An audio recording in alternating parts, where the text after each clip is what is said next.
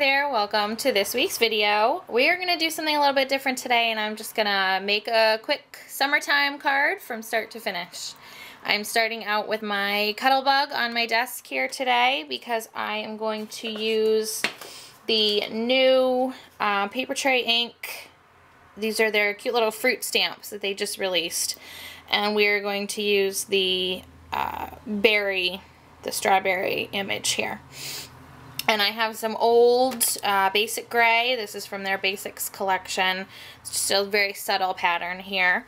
And I'm going to take the strawberry die and just kind of die cut this little berry down in the bottom corner here.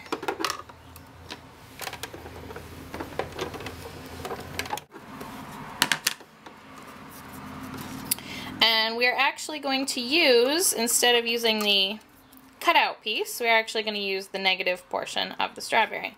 So now I have a scrap of white cardstock here, and I'm going to use the stamps that match the die to build the berry on here, and then I'm going to pop this piece up off the card. So it's kind of like a shadow box, so the berry will be underneath it. So I'm starting out with some Vivid dye ink in brick, and I'm going to ink up the berry stamp with that.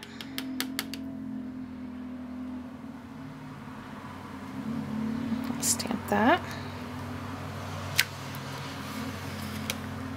Oops. You can see right there I had a cat hair in it, but we're going to cover it up, so I think it should be okay. And now I'm going to use the top part of the berry, the stem and leaf portion. And I have some Stampin' Up! Old Olive ink here that I'm going to stamp that with. This is my first time using these stamps, so let's hope I can get it lined up properly.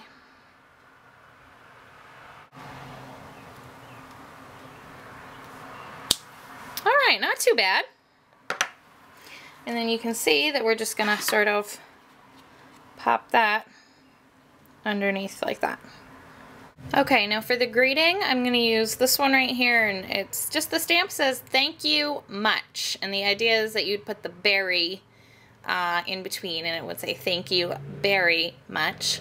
And I am going to stamp that on my piece of cardstock here, if I can get it focused for you.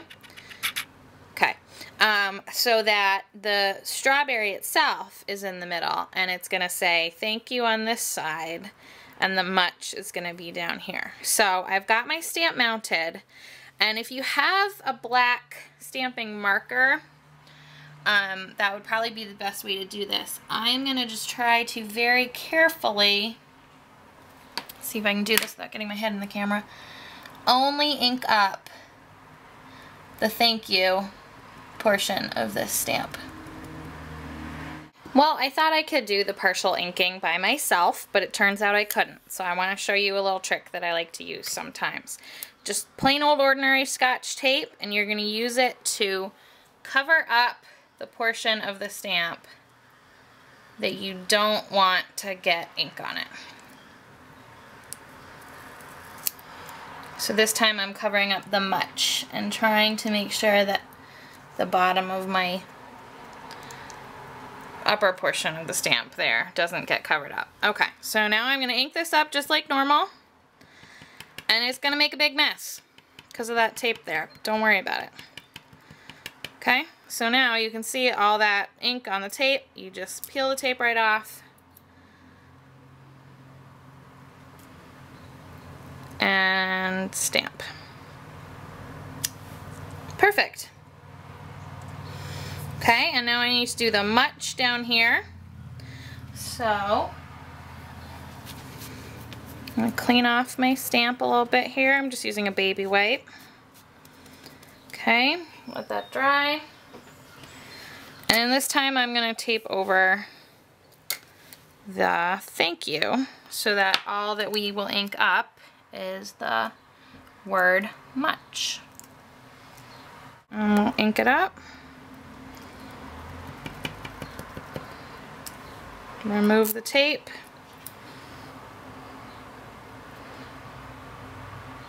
And stamp. Perfect. And now we just need to assemble our card. And in order to do that, I'm going to pop this piece up off of the finished berry. And I just want to remember that the die cut is a little bit bigger than the stamped image. So I need to leave a little bit of space around the strawberry. And I'm just using dimensional adhesive. And I'm just going to put a couple of these all the way around the strawberry. And now I'm going to place my front panel right where I want it, over top of that stamped berry, and stick it down to the dimensionals.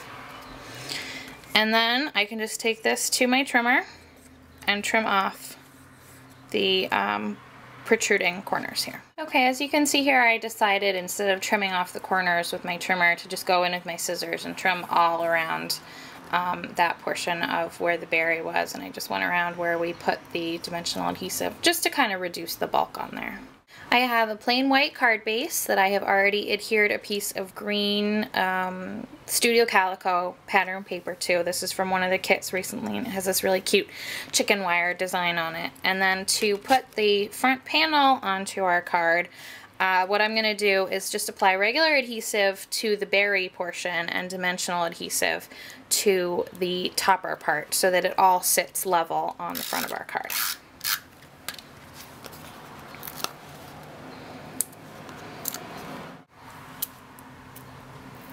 Now, a lot of you are probably saying, wow, that sure looks like an awful lot of adhesive on there. And I do use more dimensional adhesives than a lot of people that whose videos I watch. And the reason that is because I actually sell a fair amount of my cards. And so I like to make sure that they are really mailable and they're not going to get crushed or come apart in the mail. So I do tend to use more adhesive than most people. So I'm just going to now adhere this centered to the front of my card